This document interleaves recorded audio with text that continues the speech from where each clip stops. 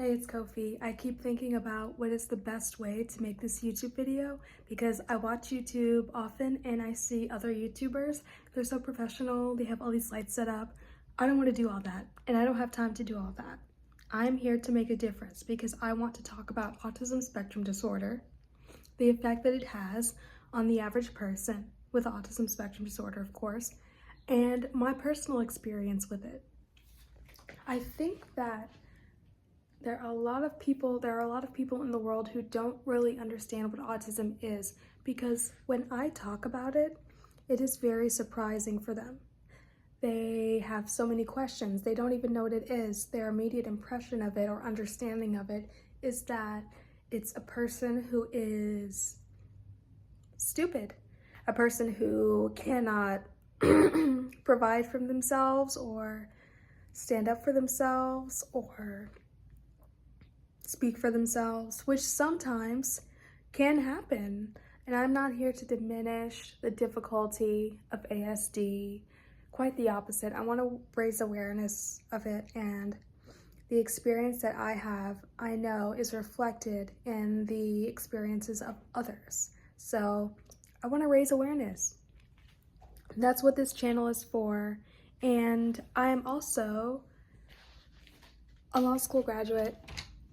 And when I tell someone that, sometimes I receive very inappropriate reactions as though people with autism are not allowed to be intelligent or succeed in this society. And it is shocking and surprising for the simple fact that this society is not neurodivergent friendly. What I mean by that is this society is created to function for the benefit of neurotypical people. The way that things are set up, you can just tell. Like, my experience is that someone might walk through life thinking, oh, I'm gonna do this thing right quick. I'm gonna do this thing. And oh, something happened that was unexpected, but let me just reroute in my brain real quick, fix that, and I'll be fine. And then I have to make a phone call later, and phone calls are very overwhelming for me. I hate doing phone calls, but when something changes in my routine, I react to that. I have to digest it and make a new plan, use my coping mechanisms, because it's very uncomfortable for me when things are changed last minute. So there's just a little example of how surviving in a neurotypical world can be difficult for us. And on top of it, I'm Black. And on top of it, I'm queer. So being Black in America is also extremely difficult. I'm gonna go ahead and say that being Black anywhere is difficult, but if you live in America as a Black person, you understand. There is also a phenomenon where people think that autistic people can't be Black or that Black people aren't autistic, and that's so untrue. I've met a bunch of autistic Black people in my journey in autism advocacy, and we all have the same issues. We are often dismissed as just rude or intolerant or uncaring, when the truth is that we have so much going on internally, and we are taught to just take all those feelings and stuff it down so that no one else can see them. And I hate that. I hate that. Also, as a woman, it's very difficult to deal with it because you're never allowed to be emotional, right? No one wants to look like the stereotypical emotional Black woman. And that's very hard for me because I am an emotional Black woman. But also, I am criticized if I am not emotional, if I don't show emotions the way that the average person would. So there's really no winning either way. And even if you're an autistic white man, let's say, there are so many challenges to deal with. But then, as a person that I am constantly compared to that model because most people's understanding of the autism model of what an autistic person is an autistic white man, or maybe a white little boy with autism who constantly flaps his hands, he's always stimming, and I don't know, some other stereotypical stuff. The point is, people don't really know what autism is. For me, it's something I was born with, and it's something that I have to deal with every day, but also I have to deal with people's reactions to it, which is dumb. And I'm kind of done dealing with people's reactions to it. I'm just gonna be who I am. And this process you may know as unmasking. Unmasking is the process of becoming who you truly are unapologetically. It can take a very long time because people have so many different layers and layers and layers of trauma, abuse, people's negative reactions. Taking all of that off takes time, right? There are different methods by which someone can unmask, including being with themselves and discovering what they actually like, discovering how they actually like to stim, exploring their special interests, what makes them happy in life. And those small things, they're not small, those specific things can make an immeasurable difference in the life of an autistic person. The reason I started this channel is the same reason I started my TikTok channel at Autistically Kofi, if you want to follow. I'm mostly on TikTok because they're much shorter videos and I don't have to be as professional. But now I've decided that with YouTube, I'm just gonna pick up the camera and talk because I can't leave my subscribers hanging. There are so many of you now that I never expected.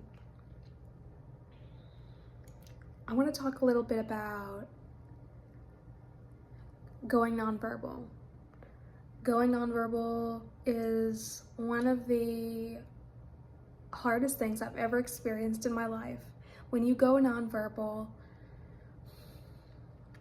it feels as though your voice has been taken away, or that you don't have the energy to use it, or that using it would be of no benefit because people don't really listen. It's a place of, you feel discouraged, you feel depressed, you feel, maybe you're overwhelmed and that's why you went nonverbal to begin with. It's especially hard if you go, let's say you go nonverbal at the function. Let's say you're at the function, you don't know what to do anymore because people are talking and they seem to have this, when you listen to neurotypical people talk as an autistic person, it's like they have this shorthand of speak. They have this understanding, they're on a wavelength that you're not. You just don't understand why their brains work the way they work. They just know how to banter back and forth naturally, and they were born with this, something that you were not.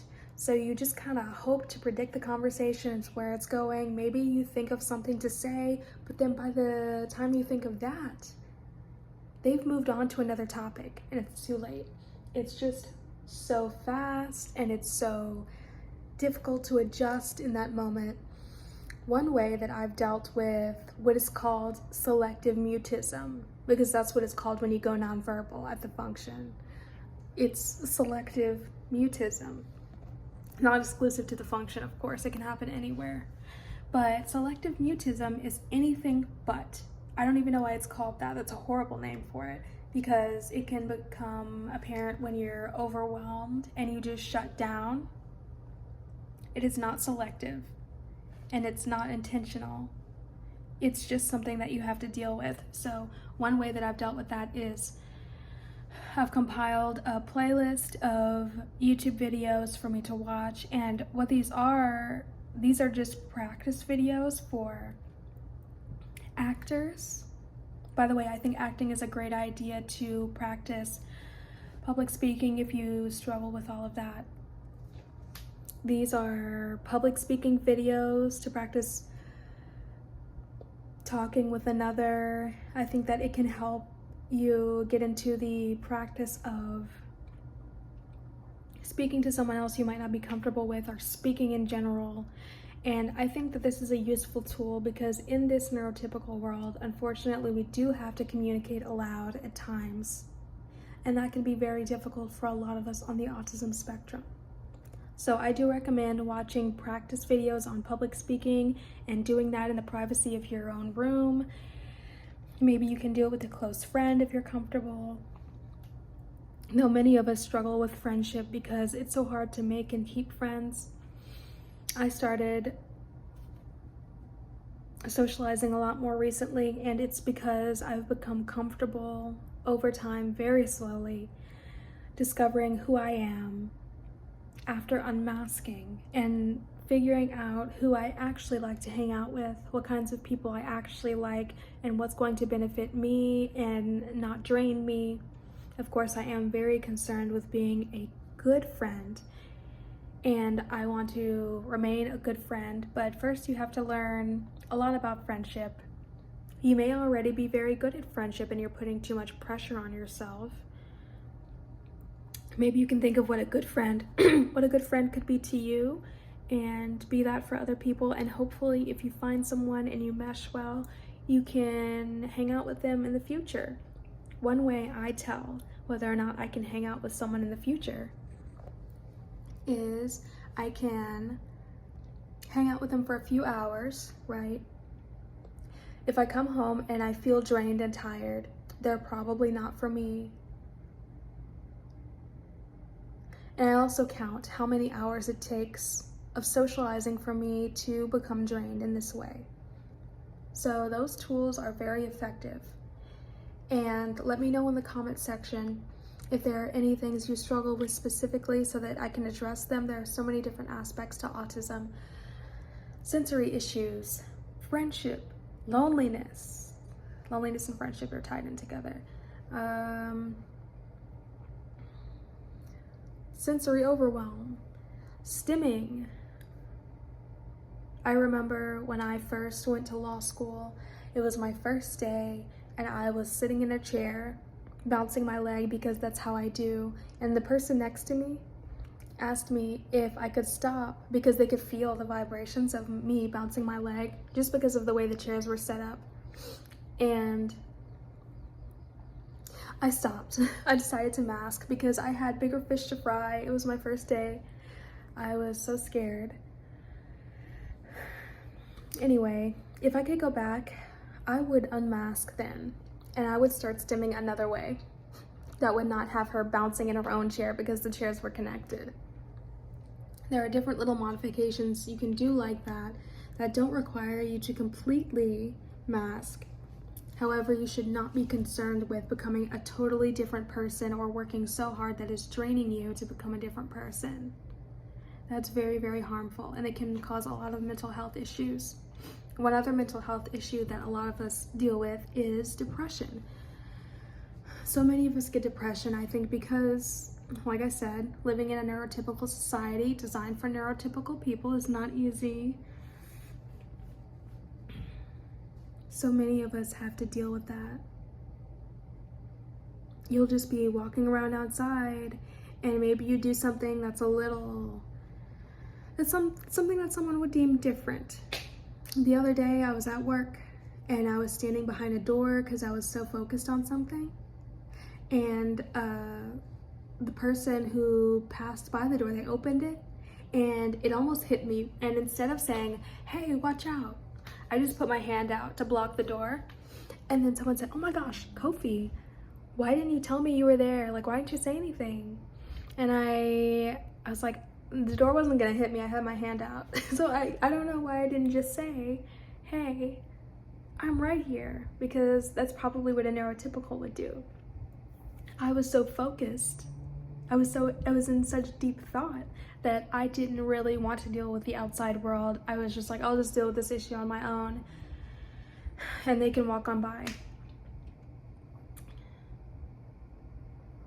Whether or not your behavior as an autistic person is beneficial is to your discretion. I think that it probably isn't in that situation, just because I could have gotten hurt by the door. However, I don't think that I was in any real danger, such as if so sorry, I ran out of battery, but I'm back. One other way that I deal with selective mutism is having little things to repeat in my head and then aloud. This also provides a lot of comfort for me. You may be familiar with this method if you've seen that show Atypical. Atypical is about this autistic guy named Sam, and one thing that he does to repeat to become comfortable is different types of penguins, because penguins are a special interest. He says, I forgot the names of the penguins, but he lists them is the point. And mine is kingdom, phylum, class, order, family, genus, species, which is something I learned in biology. And that makes me very comfortable. I don't know why that always stuck with me, but it did. So that's what I say to become more comfortable and to get more comfortable with speaking. I think that that could be beneficial if you use that yourself. There are many other coping mechanisms, but that's one of my most comfortable ones. And I hope you don't mind that I'm stimming because the camera's going back and forth. And I also am running out of things to say for this video. I just wanted to give you guys some general information and my opinions on some things concerning autism, because I haven't talked to you guys in forever and I don't want to leave you hanging.